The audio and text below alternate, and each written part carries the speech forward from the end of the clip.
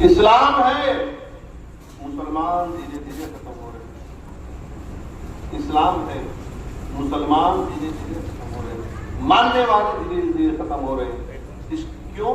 کیونکہ اس کے رسول ختم ہو رہا ہے، علم بڑھ رہا ہے، اس کو محبت کم ہو رہا ہے، علم بڑھ رہا ہے، الفت و محبت کم ہو رہا ہے، علم بڑھ رہا ہے، بھائی چارگی ختم ہو رہی ہے، علم بڑھ رہا ہے، نماز کی دعوت کم ہو رہی ہے، علم بڑھ رہا ہے، رب کی عبادت کم ہو رہی ہے۔ محترم حضرات، پیارے آقا صلی اللہ علیہ وسلم جو دین لے کر کے آئے، جو پیغام لے کر کے آئے، جو قرآن لے کر کے آئے، وہ سب ہمارے درمیان میں موجود ہے۔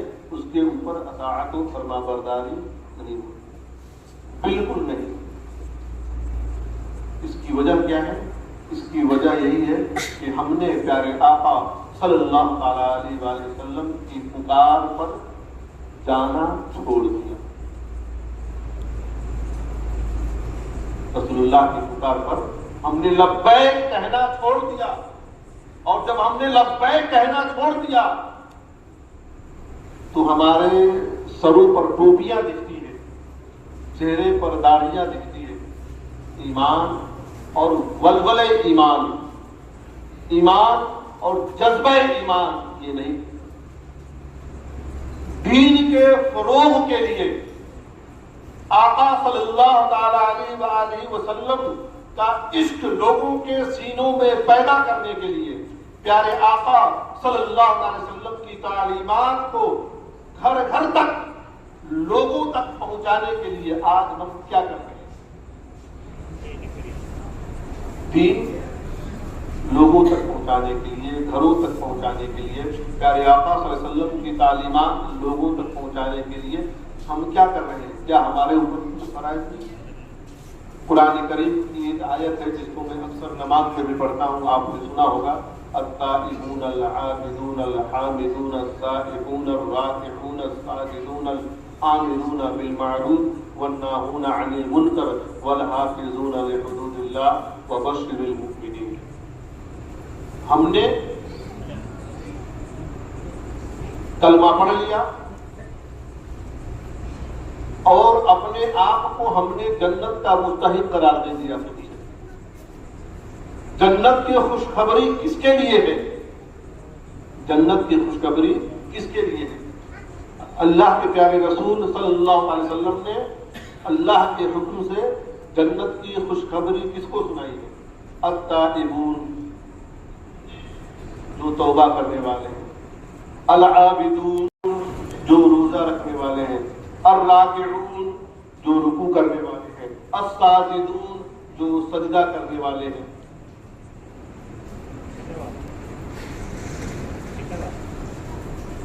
والآمرون بالمعروف والناہون عن المنکر، اور جو امر بالمعروف اور نہی عن المنکر کرنے والے ہیں، یعنی جو لوگوں کو اچھائی کا حکم دینے والے ہیں اور لوگوں کو برائی سے روکنے والے ہیں، لوگوں کو برائی سے روکنے والے ہیں۔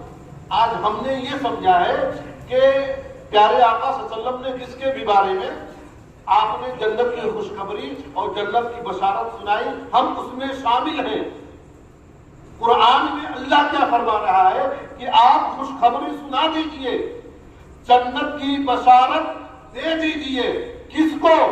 جو توبہ کرتے ہیں اپنے گناہوں سے، جو اپنے رب کی عبادت کرتے ہیں، جو اپنے رب کی رضا کے خاطر ماہ رمضان المبارک کا روزہ رکھتے ہیں، جو رکوع کرنے والے ہیں، جو سجدہ کرنے والے ہیں، جو امر بالمعروف اور نہی عن المنکر کرنے والے ہیں، یعنی جو لوگوں کو اچھائی کی تعلیم دیتے ہیں، جو لوگوں کو نماز کی تعلیم دیتے ہیں، جو لوگ پیارے آقا صلی اللہ علیہ وسلم کی سنتوں کی تعلیم دیتے ہیں، ایسے لوگوں کو آپ خوشخبری سنا دیجئے جو لوگوں کو برائی سے روکتے ہیں اپنے طاقت اور قوت کے حساب سے۔ اللہ نے جس کو حکومت عطا فرمائی ہے وہ اپنے فوج کے ذریعے سے، اپنی تلوار کے ذریعے سے لوگوں کو برائی سے روکتے ہیں۔ جو سماج کے مکھیا بنائے گئے ہیں، جو سماج کے پٹیل بنائے گئے ہیں، جو سماج کے سے جو لوگ چن کر کے آئے ہیں، وہ اپنی طاقت کے حساب سے، وہ اپنی حیثیت کے حساب سے، وہ اپنی کرسی کے حساب سے لوگوں کو دعوت دیتے ہیں اور ان کو برائی سے روکنے کی کوشش کرتے ہیں۔ جو علماء ہیں وہ تقریر کے ذریعہ سے لوگوں کو برائی سے روکنے کی کوشش کرتے ہیں، اچھائی کی تعلیم دیتے ہیں۔ جو رائٹر ہیں، جو لیکھک ہیں، جو مصنف ہیں، وہ لکھ کر کے کتابوں کے ذریعہ سے، پارچے کے ذریعہ سے وہ لکھ کر کے لوگوں کو اسلامی تعلیم دیتے ہیں، لوگوں کو اچھائی کا تعلیم دیتے ہیں، لوگوں کو برائی سے روکنے کی کوشش کرتے ہیں۔ جو عام لوگ ہیں، جو عام مسلمان ہیں، وہ اپنے گھروں میں اپنی ماں بہنوں کو، اپنے بچوں کو، اپنے بیٹوں کو، اپنے بھتیجوں کو وہ اچھائی کا تعلیم دیتے ہیں، دین کی تعلیم دیتے ہیں، پیارے مصطفیٰ کی سنتوں کی تعلیم دیتے ہیں، پیارے آقا صلی اللہ علیہ وسلم کی محبت کی باتیں ان سے کرتے ہیں، اور پیارے آقا صلی اللہ علیہ وسلم کے دین اپنے بچوں تک، اپنی بہنوں تک، اپنی ماؤں تک پہنچاتے ہیں، اپنے بھائیوں تک پہنچاتے ہیں اور اپنے بھائیوں کو برائی سے روکتے ہیں، اپنے بھائیوں کو برائی سے روکنے کی کوشش کرتے ہیں، اپنے بھائی کو چوری سے روکنے کی کوشش کرتے ہیں، اپنے بھائی کو شراب پینے سے روکنے کی کوشش کرتے ہیں، اپنے بھائی کو سگریٹ پینے کی روکنے کی کوشش کرتے ہیں، اپنے بھائی کو زنا کی طرف جانے کی روکنے کی کوشش کرتے ہیں، اپنے بھائی کو لوٹ مار سے روکنے کی کوشش کرتے ہیں، اپنے گھر والوں کو جو اس کی کفالت کے اندر ہے، جس کی وہ پرورش کرتا ہے، جس کے لیے وہ محنت کرتا ہے، جس کے لیے وہ کوشش کرتا ہے، جس کے لیے وہ ذلت اٹھاتا ہے، جس کے لیے وہ جا کر کے نوکری کرتا ہے، جس کے لیے وہ روڈ پر چل کر کے اپنے جان کو جوخم میں ڈال کر کے، اپنے جان کو خطرے میں ڈال کر کے جن کے لیے وہ روزی کمانے کی کوشش کرتا ہے، مسلمان وہ ہے، مومن وہ ہے، جنت کی خوشخبری اس کے لیے ہے، جنت کی بشارت اس کے لیے ہے، جو امر بالمعروف اور نہی عن المنکر کرتے ہیں، یعنی اپنی حیثیت کے حساب سے، اپنی کرسی کے حساب سے، اپنے علم کے حساب سے، اپنے چاہت کے حساب سے جو لوگوں کے اندر دین کا کام کرتے ہیں، یعنی لوگوں کو اچھائی کا حکم دیتے ہیں اور برائی سے منع کرتے ہیں، اور جو لوگ حدود اللہ کی حفاظت کرتے ہیں، العاملون بالمعروف والناہون عن المنکر والحافظون لحدود اللہ، جو اللہ کے حدود کی حفاظت کرتے ہیں، جو اللہ کے حدود کی حفاظت کرتے ہیں۔ اللہ کی حدود کی حفاظت کیا ہے کہ اللہ نے قرآن کریم میں جن چیزوں کو حرام کہا ہے، مسلمان اپنے اوپر ان چیزوں کو حرام کر لے، اور اللہ نے جن چیزوں کو اپنے اوپر، جن چیزوں کو اللہ تبارک و تعالیٰ نے قرآن کریم میں مومنین کے لیے حرام کیا ہے، ان چیزوں کو مسلمان اپنے اوپر حرام کرے اور اللہ کے حدود میں رہ کر کے، شریعت کے حدود میں رہ کر کے وہ اپنی زندگی بسر کرے، وہ اپنی زندگی بسر کرے، یعنی ہر معاملے میں وہ اللہ کے حدود کی حفاظت کرے۔ والحافظون لحدود اللہ، اس کے بعد اللہ آگے فرماتا ہے، اے میرے محبوب وبشر المؤمنین، آپ ایسے مومنین کو جنت کی بشارت دے دیجئے، آپ ایسے مومنین کو جنت کی خوشخبری سنا دیجئے۔ کن لوگوں کو؟ جو لوگ توبہ کرتے ہیں، جو لوگ عبادت کرتے ہیں، جو لوگ رکوع کرتے ہیں، جو لوگ سجدہ کرتے ہیں، جو لوگ نماز پڑھتے ہیں، جو لوگ اپنے بھائیوں کو برائیوں سے روکتے ہیں، ان کو نیکی کی دعوت دیتے ہیں، جو حدود اللہ کی حفاظت کرتے ہیں۔ وبشر المؤمنین، ایسے لوگوں کو آپ جنت کی بشارت دیجیے۔ اب ہمیں اور آپ کو دیکھنا ہے کہ ہم اس بشارت میں آتے ہیں یا نہیں۔ جو شرائط لگائے گئے ہیں خوشخبری کے، ہم اس بشارت میں آتے ہیں کہ نہیں؟ توبہ ہم کرتے ہیں؟ ہم کتنا وقت نکالتے ہیں توبہ کرنے کے لیے؟ ہم اپنے گناہوں کا اعتراف ہی نہیں کرتے، ہم توبہ کہاں سے کریں گے؟ ہماری عبادتوں کا کیا حال ہے؟ کتنی ہم نمازیں پڑھتے ہیں؟ نوافل چھوڑیے، ہمارے عبادت غائب ہے، فرائض ہمارے غائب ہیں، نوافل اپنی جگہ پہ، فرض ہم سے ادا نہیں ہو رہا ہے، فرائض چھوٹ رہے ہیں۔ رکوع اور سجدے کا ہمارا کیا حال ہے؟ روزے کا ہمارا کیا حال ہے؟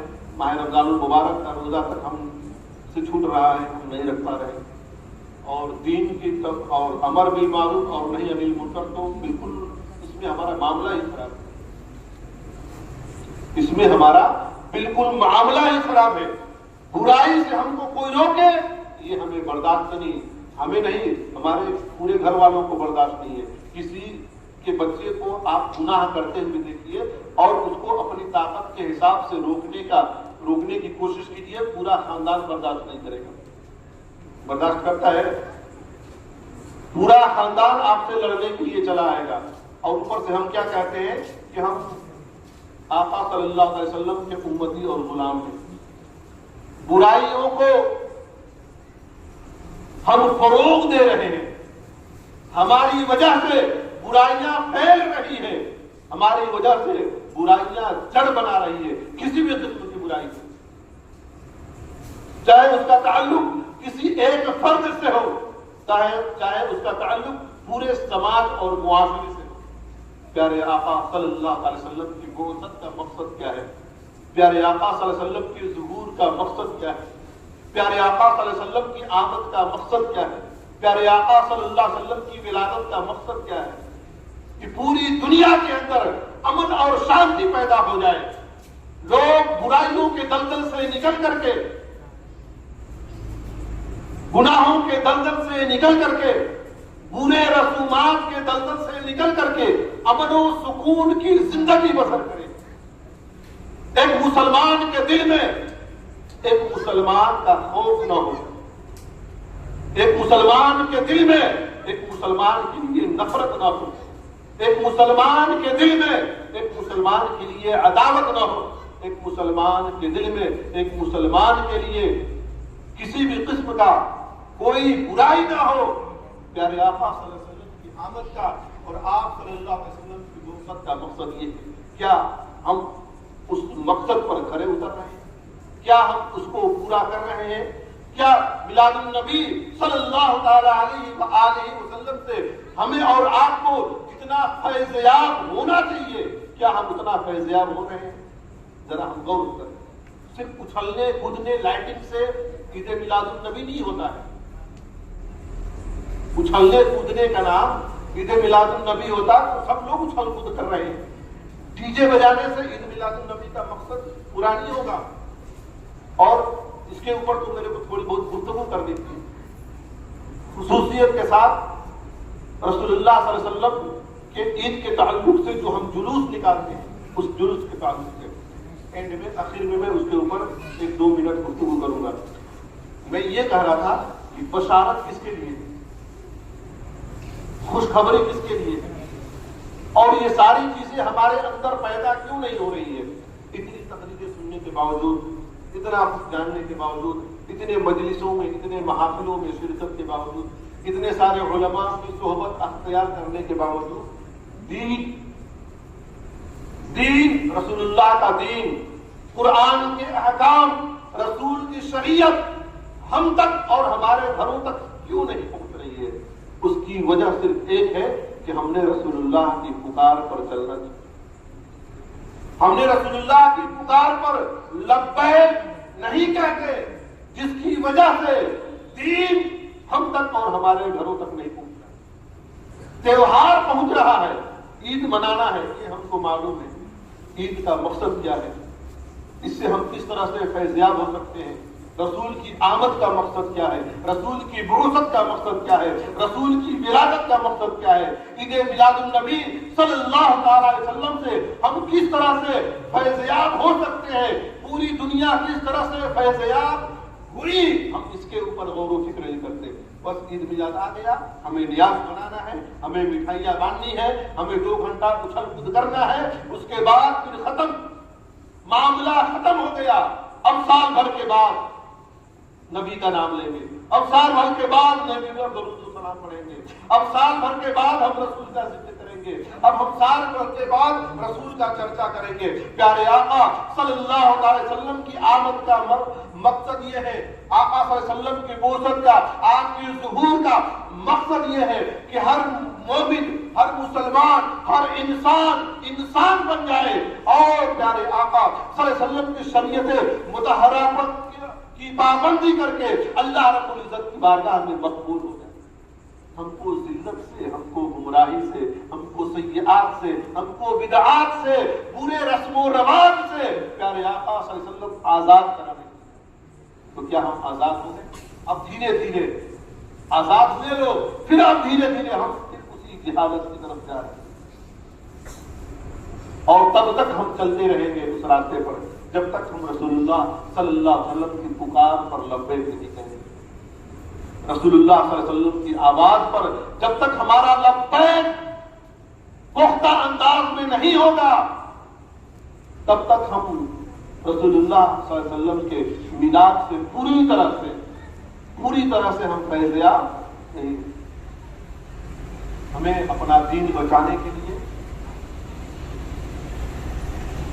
ہمیں اپنا ایمان بچانے کے لیے، ہمیں اور آپ کو سچا پکا مسلمان بننے کے لیے، مقبول بارگاہ الہی ہونے کے لیے ہمیں اور آپ کو اس بات کی اشد ضرورت ہے کہ جس طرح سے ہم اتنا خرچ کر کے عید میلاد مصطفیٰ صلی اللہ علیہ وسلم مناتے ہیں، اس کے مقصد کو ہم اور آپ سمجھنے کی کوشش کریں، سوچنے اور سمجھنے اور عقل دوڑانے کی کوشش کریں گے تو یہ مشکل کام ہے۔ اپنے سینے میں عشق رسول پیدا کیجیے اور آنکھ بند کر کے رسول اللہ صلی اللہ علیہ وسلم جب پکارے، جس چیز کے لیے پکارے، فوراً لبیک کہیں۔ اگر لبیک کہنے میں تاخیر ہوئی، اگر ہم نے لبیک نہ کہا، لبیک کہنے سے ہم جان چراتے رہے، لبیک کہنے سے اگر ہم جی چراتے رہے تو ہمارا حشر جو ہے وہ بہت خراب ہوگا۔ محترم حضرات، رسول پاک صلی اللہ علیہ وسلم کے زمانہ میں آپ کے پیچھے نماز پڑھنے والے ایک غریب مسلمان، آپ ان کا واقعہ سن لیجیے، جس سے آپ کو پتہ چل جائے گا کہ رسول اللہ صلی اللہ علیہ وسلم کی لبیک پر، رسول اللہ صلی اللہ علیہ وسلم کی پکار پر لبیک کہنے میں تاخیر وہ ہمارے ایمان کے لیے کتنا خطرناک ہے۔ لبیک کہنے پر تاخیر کتنا خطرناک ہے کہ حضرت رسول کائنات صلی اللہ علیہ وسلم کے زمانہ میں آپ کے پیچھے ایک غریب صاحب مسلمان نماز پڑھتے تھے جن کا نام تھا ثعلبہ ابن حاتب۔ کیا نام تھا؟ ثعلبہ ابن حاتب، غریب مسلمان۔